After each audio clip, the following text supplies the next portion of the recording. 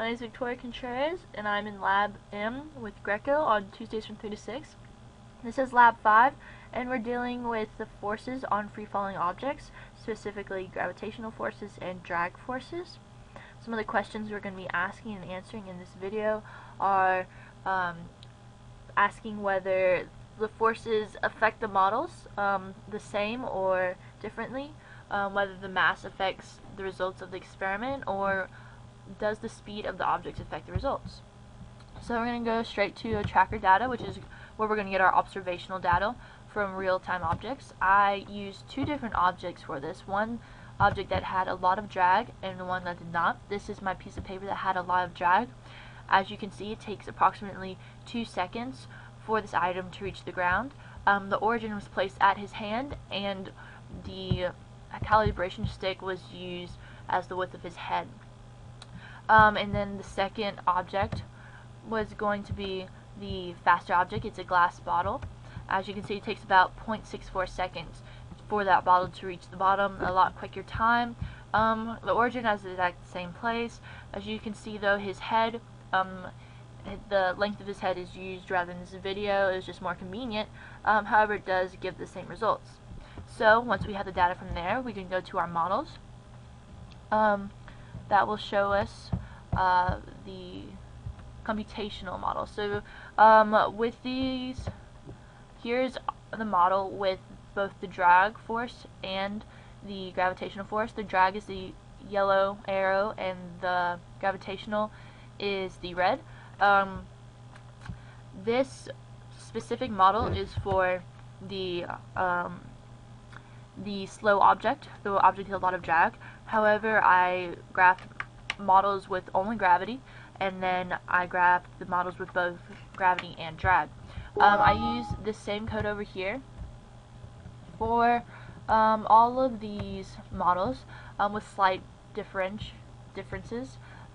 With just the gravity, I commented out the drag. Our code, or our formula for drag, is our negative b times the magnitude of our velocity, and our gravity is our mass times our gravity. And our net force is going to be our gravity plus our drag. And then as you can see, from there we made arrows and things like that nature so we can get our model. But once we have the data from all of those, we can go to our graphs. So as you can see here, we have 6 different models of data. So the slow object data over here shows, the blue line shows the slow object with just the gravity force, whereas the orange and the yellow line is with gravity and drag. The orange is with the observational data, whereas the yellow is the model. Same over here with the fast object. So what does this all mean? As you can see, the correlating lines where the observational data and the model with the drag and the gravity. We can use Newton's second law of motion for this. The momentum equals F net delta T. And in this case, our net force is the force of gravity plus our drag force.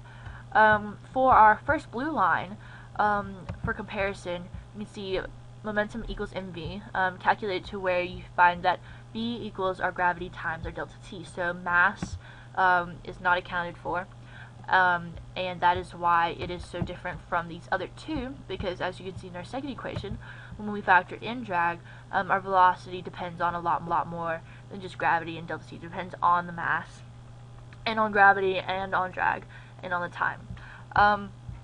So in terms of terminal velocity, the only graphs or models that will have terminal velocity are those with drag, because drag is an opposing force to our gravity that gives us a zero acceleration and gives us this linear motion right here that we see. This is both with the slow object data and with the fast object data. With only gravity, we do not get terminal velocity. So what if we had initial velocity? Well, as you can see here, the yellow line is with just gravity, and initial velocity is the exact same as previous, so it does not affect our graph, if anything, and it does not have terminal velocity. However, you can see in the blue line is the with drag, with initial velocity, and the orange line is just for comparison, that's without initial velocity.